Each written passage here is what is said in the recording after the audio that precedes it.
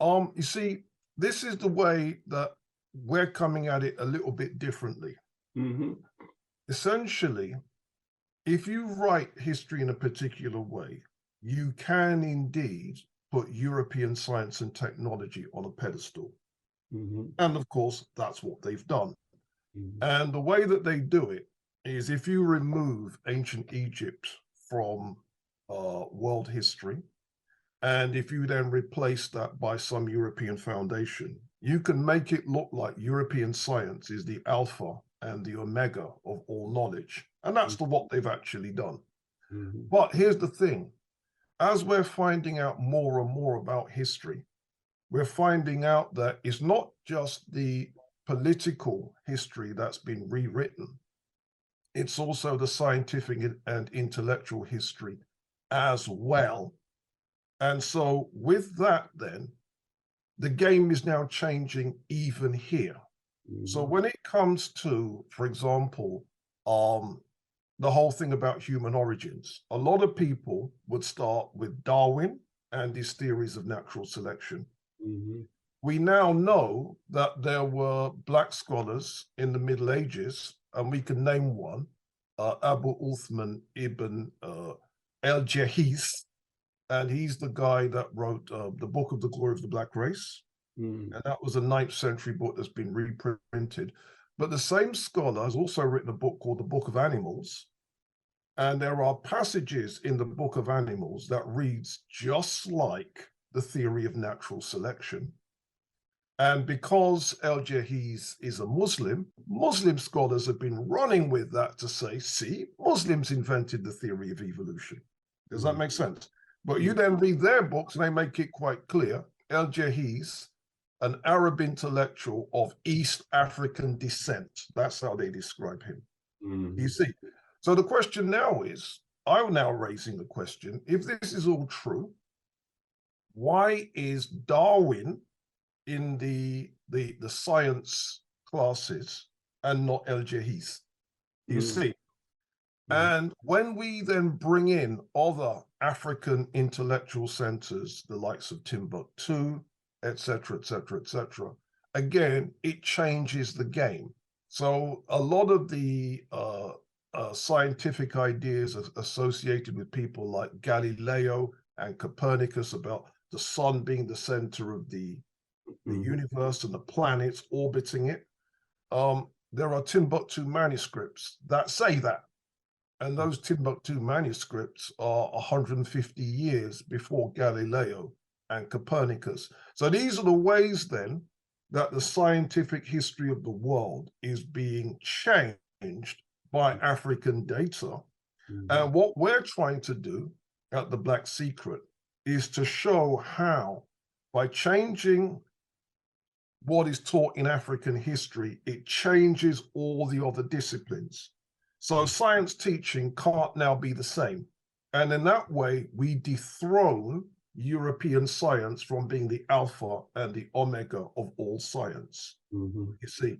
And therefore, the kind of things that you're talking about, where they can come with a soulless, dead matter thesis, that theory now, which now becomes the basis of their physics and the basis of their chemistry, we don't have to accept it. We can dethrone it, and we could produce our own intellectual heritage when it comes to the whole scientific endeavor. And again, even when they came with the dead matter thesis, there were some of their own philosophers that disagreed with that. But those philosophers that disagreed had to be overruled so that they could do that. And in that way, you can now come with a materialism, and the materialism which is soulless. And then once you do that, you're now headed exactly where modern science is headed.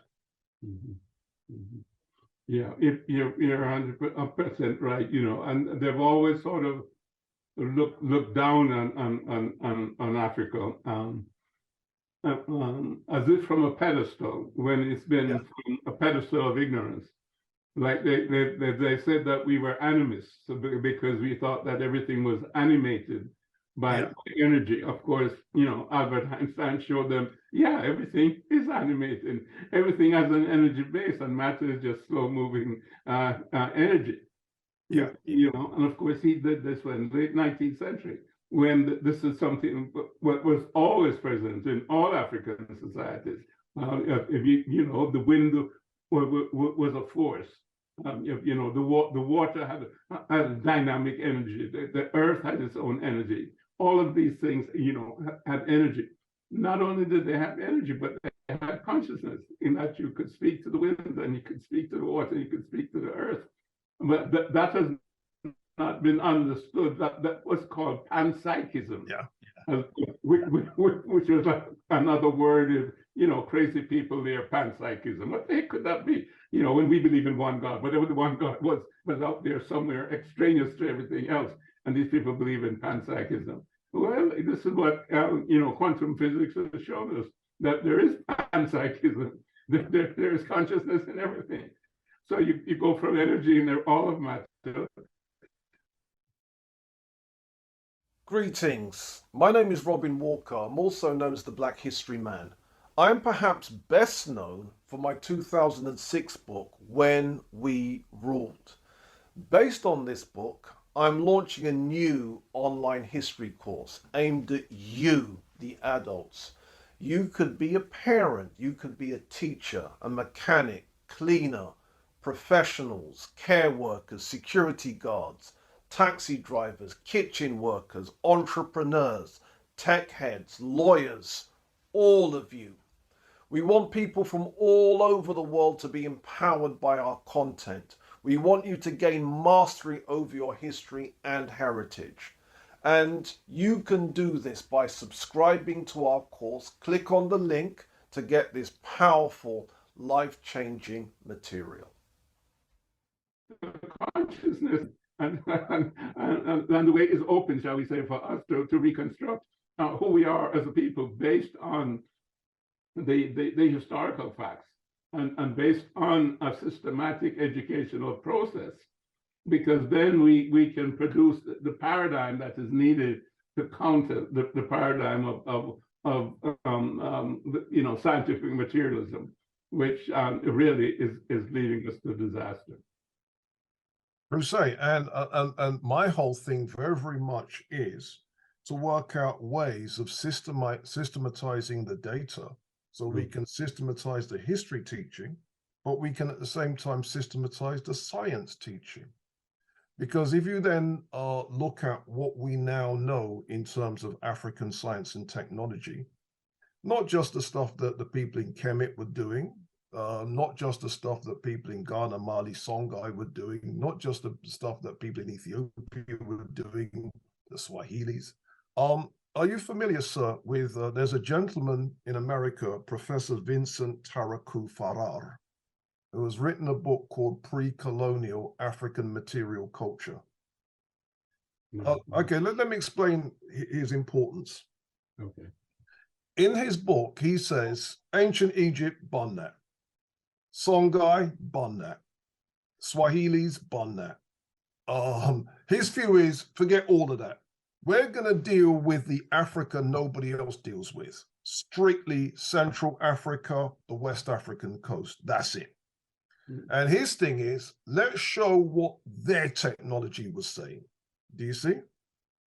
And you may think, well, what a waste of a project. It turns out that it's actually a revolutionary project, because what he's shown is, during things like the enslavement of African Americans, enslavement of Black people in the Caribbean, the enslavement of Black people in South America, when people were being enslaved, the enslavers had three choices. They could either use their own technology coming from Europe, or they could have used Native American technology coming from the indigenous Americans, or they could use African technology coming from Africa. And in most cases, they picked African technologies coming from these people from West and Central Africa. And he gives the examples of the crops that were being grown and the agricultural techniques. He gives the examples of the metallurgy, where Africans were particularly kidnapped for their metallurgical skills. He gives the examples of Senegambian horsemen being kidnapped to become the cowboys in the Americas. He gives the examples of between the 15th and the 18th century, the finest cotton in the world came from Senegambia. Wow. Now, once Europeans knew that, you now know what's going to happen to people from Senegambia. They're going to end up as slaves, working cotton. Then you've got certain techniques like indigo and indigo production. I've since found an 18th century etching, and the etching has got Africans and Native Americans engaged in an indigo production. I think it's in South Carolina, somewhere like that. And you've got two Europeans on the side watching as these slaves are doing this. And then you find out that the center of indigo, the Hausas in what's now northern Nigeria, they were a center of indigo. So that would be a reason why you would snatch people from these countries. And then when it comes to things like mining, you know, I mentioned that Africans were mining 43,200 years ago in Eswatini or Swaziland, whatever. You would then swipe Africans to then do the mining in South America and so on and so forth. And so the level of technological transfer from Africa to the West during the enslavement period was massive. And if it wasn't for this dear brother, Professor Vincent Taraku Farrar, see, a lot of the information was in this book, this doctorate thesis, this book, this doctorate thesis. What he did was he put it together and make it a coherent narrative. And it's a powerful narrative, you know? Yeah, could you repeat that for me? Because I'd love to get that, because most of what you're saying is unknown to me. I know something about the crops, particularly rice. I think from Senegal, and I think the Sea Island area outside Georgia and so on. A lot of those people came from Senegambia and brought their rice culture with them, South Carolina, etc. But the other stuff that you mentioned, I think I'm well read, but it was novel to me. As I said, I have to thank one of my, there's a young man that's kind of showing me some of the new findings. His name is Emmanuel Adama. And what's happened is he's hipping me to some of the latest research, which is changing the game. So the gentleman's name is Vincent Taraku Farrar, F-A-R-R-A-R, I think. Okay. And his book is called Pre-Colonial African Material Culture. Okay. And it's not about the Kemits, it's not about the Kushes, it's all about the places in Africa that everyone ignores. Pre-colonial African material culture. And he's revolutionizing the game, because what it now means is, if we were now trying to reconstruct an ancient African science history, this is what it would now look like. You've mentioned Schwaller de Lubitsch's book, Sacred Science. Yeah. All right, that could be, if you like, chapter 2. Chapter 1 will be the prehistoric stuff. Africans engaged in mining 43,000 years ago, counting 37,000 years ago, the Ishango bone 25,000 years ago, animal husbandry in Kenya 15,000 years ago, Africans engaged in astronomy at Nabta Playa 8,400 years ago. That's, if you like, chapter 1. Schwader de Lubitsch now, that becomes your chapter 2. The great African civilizations like Timbuktu, etc., that becomes, if you like, chapters 3, 4, 5, whatever. Then you've got the technological transfer by slaves. That becomes a chapter. Then you've got the scientific transfers by slaves. I think you probably know this already. Smallpox vaccination was brought into America in Boston by an African slave known by his European name, Onesimus. there's one thing that's been blowing up in this country. I don't know if you're aware of it.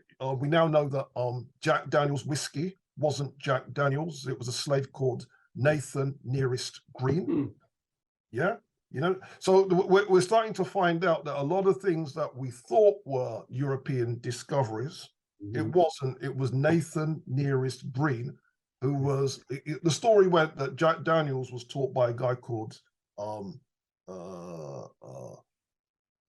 Daniel Call, I think his name was, and it wasn't Daniel Call, it's Daniel Call's slave, Nathan Nearest Green. So what's happened now then is we're starting to see these scientific and technological transfers. And then you've got now your next chapter will be the African-American scientists and inventors, Elijah McCoy, Granville T. Woods, blah, blah. Now, can you see it's an alternative science history?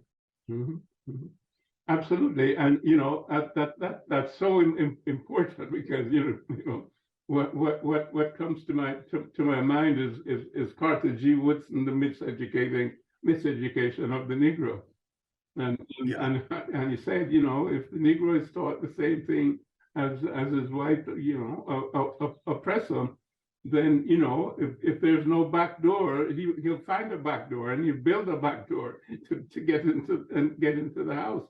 And we've seen that, and of course what we have been told over and over again in our schools is that, you know, the Negro brought nothing. If the Negro was uncivilized, if you will, and you know, and was brought here, you know, thank God he was brought here, because he was brought here to be civilized, and he really came with absolutely nothing. He came from a savage continent. You know, where people probably even ate each other, so to speak, you know, ooga booga booga booga, you know, with a bone in your nose, and you ate each other, and you're always. Let me come back on that. Let me come back on that. Okay. Even that turns out to be nonsense. Let me tell you, I have a background in music, and because I have a background in music, I'm also interested in the history of dance. Yeah. In Britain, we have a TV program called Strictly Come Dancing. And what that does is it popularizes ballroom dance. And one of the presenters of that program did a TV series, a three-parter called The History of Intimate Dance, Dancing Cheek to Cheek. And one of the programs was called The Shock of the New. And it pointed out the influence of African-American ragtime and how ragtime changed ballroom dance. And they mentioned 4 ragtime dances, and they made it clear that these were called plantation dances because they were done by slaves on slave plantations. Bunny hug, the camel walk, the turkey trot, and the grizzly bear. And those 4 dances ended up influencing the white upper classes to create. And then what then happened is when those dances crossed into the white community, they now had a new name, the foxtrot. So stuff that started off on slave plantations. And I did my own research, and then I found out that the tango, the same thing happened, except the tango was Black people in Buenos Aires. Yes, that one I knew about. Yeah, the habanera, the same thing happened. This was Black people in Cuba. The samba, the same thing happened. This was Black people in Brazil. The rumba, same thing happened. This was Black people in Cuba. The mambo, this was Black people. Some of them were in Cuba, some of them were Perez Prado. I remember him very well. I used to listen to him in Jamaica on the radio because Cuba was 90 miles away. Like he listened to Perez Prado and the mambo, and then came the cha-cha-cha. Right. I mean, and then you find out that, but wait a minute, out of all the ballroom dances, the only ones that weren't invented by enslaved Africans, as far as I can tell, is the waltz, the polka, and the paso doble, right? Those are the only ones that weren't. All the others. So what that means is the very thing that they said was jungle dancing, jungle music, the same people that said that ended up codifying our dances and making them into the dances of the upper classes, ballroom.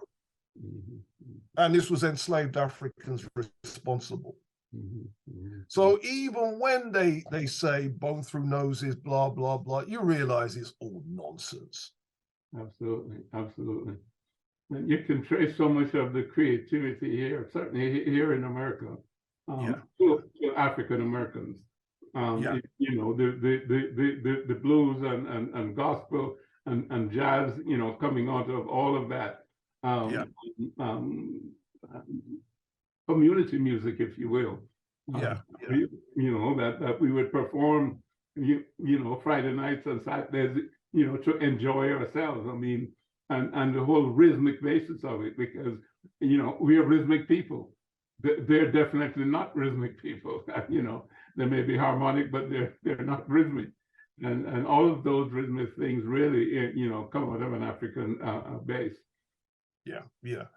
And so what happens then is that, again, thanks to Vincent Taraku Faral, I've learned a new respect for the people that ended up as slaves and what their contribution was, because their contribution was massive. Yes. And then if you want to go into their contribution in religion, because without that same population, you would, Pentecostalism, none of that stuff would exist. And so you then look at how it doesn't matter which direction you want to take the research. You can rewrite, you know, the different curricula for the different subjects. You can rewrite them just based on what we've been able to achieve. As a thank you for visiting our website, we are giving you a free copy of our exclusive 100 Black History Facts, which is in fact a taster of our course content. Make sure you leave your email address and we will send it right to you. We hope it inspires you to dig deeper into your history and heritage. I think, you know, that's obviously true.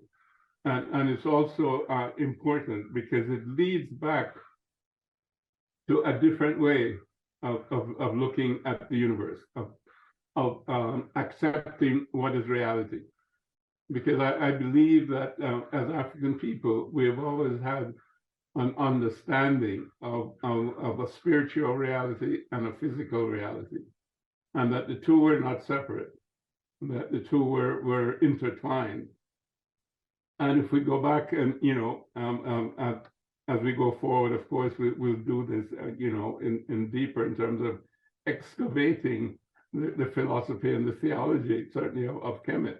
If we go back to their understanding, and certainly with the story of, you know, Ausar, Auset, and Heru, and so on.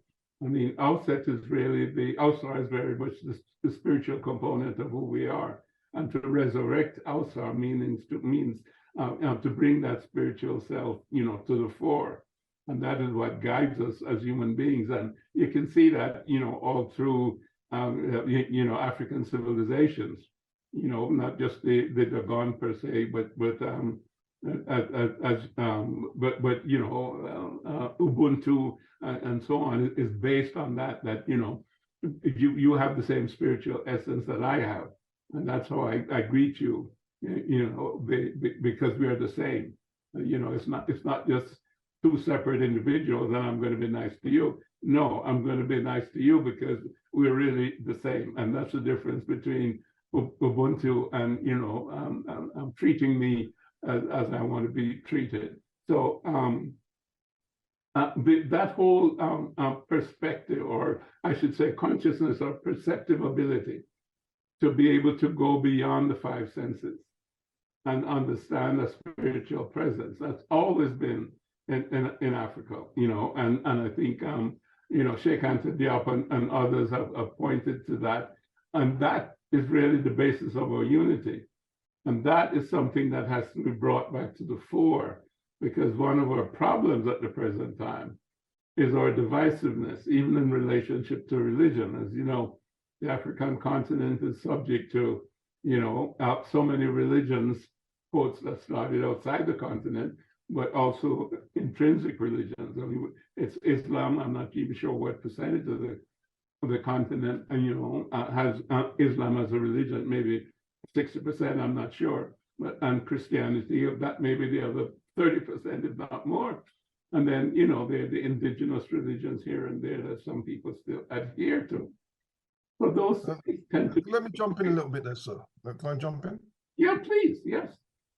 Yeah, I mean, but even there too, you see, because my whole thing is very, very much about education, because of the research of people like Professor John Jackson and Professor Yusuf Ben Yochanan, we can revolutionize the teaching of religious education. Because what it is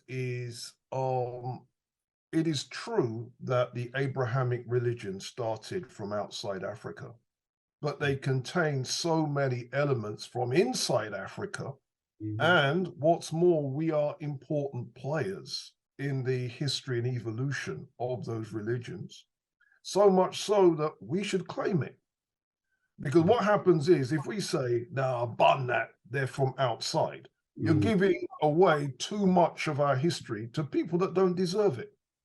So the way that, for example, when Dr. Ben wrote African Origins of the Major Western Religions, and he talks about Moses and his influence on Judaism, Bilal and his influence on Islam, St. Augustine and his influence on Christianity, and the way that Black people, for example, a lot of the African Americans have contributed important new ideas and theologies, especially in the last 2 centuries. What the Honorable Elijah Muhammad did with Islam, what your father did with Christianity. Do you see? It's changing the theological game, what the Reverend Dr. King did with Christianity, what people did with Black liberation theology, etc., etc., etc. And again, that is an intellectual history that is too important to give away.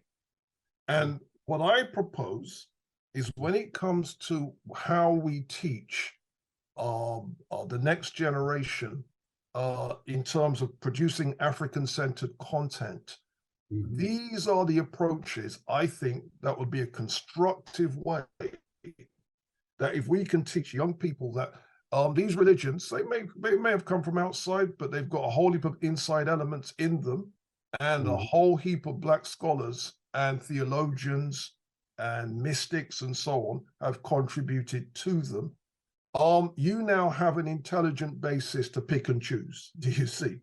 And as you say, the overriding philosophy of Ubuntu and so on, we can now include that alongside Ma'atian ideas and so on and so forth, so that you've got a holistic picture of the origin and evolution of religion. And we can do that from our perspective in a way that embraces everybody's tradition. Do you see? That's tremendous and comprehensive, shall we say, and big picture. And it's of extreme importance, because we face a problem and a situation that's never been faced by humanity before. And it requires that sort of thinking, understanding, and educational process to bring us back from the edge of destruction. And as you mentioned, this way, which we can call a new paradigm, or we can call it the old paradigm revisited. The big picture is of extreme importance because it is founded on a different way of viewing reality. And this has not been brought to the fore. The only way of viewing reality has been the way in which the Greeks, etc., have defined it, which is through the intellect, through logic, and through dialectic reasoning. And that's a very narrow perspective, because it's based on on language, and it's based on words which are incarceration of ideas. Very often we don't know what the meaning of the words are, because a word has a different meaning depending on its context and its relationship, and who is using it and how they're using it. So you are unable to perceive truth relative to simply dialectic reasoning, because all you're doing is using facts and moving facts around. Now, there's another way to gain knowledge, and I think this is the African way, the hermeneutics, if you will, of ontology, and you know, I'm sure we will get into that, and that is the whole business of full consciousness as conscious of itself, and then be able to absorb information not only through the five senses, but through its contact and its relationship with the unified field, if you will, or cosmic consciousness, if you will, or even with God, if you wanted to think about it or talk about it in a religious sense. And I think this is what has to be appreciated, because it's the basis of all the things that you're saying, is that we have a philosophy that can be based on that.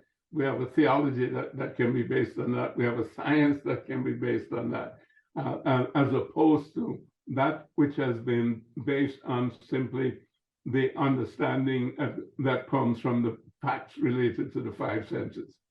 And that is what has gotten us into trouble. So we follow this ability to create things, material things, without appreciating the context and what is going to happen down the road if we continue to do this, as our garbage piles up and as we overheat the planet and so on.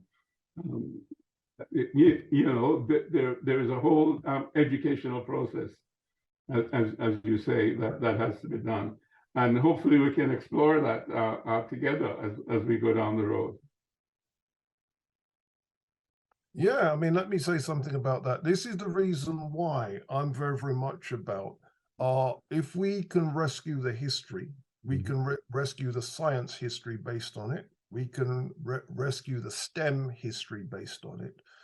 We can rescue the philosophy based on it. And we can then turn these into a fully coherent model of teaching that takes us outside of European paradigms. And if we're looking at, for example, some of the religious systems of some of our ancestors, for example, in Mali or the Bandiagara Cliffs, where the Dogon were able to synthesize high science, including some of the outer reaches of abstract physics, with a religion. And it's not a contradiction. And what that tells me is, if we can come with a body of knowledge that could be used to teach the next generation, we could revolutionize STEM teaching. We really could, because you can get a generation of thinkers that don't think that stuff that is outside of the five senses is irrelevant. And the other thing too is, and this is what's eating European science from the inside. Have you heard of what they call the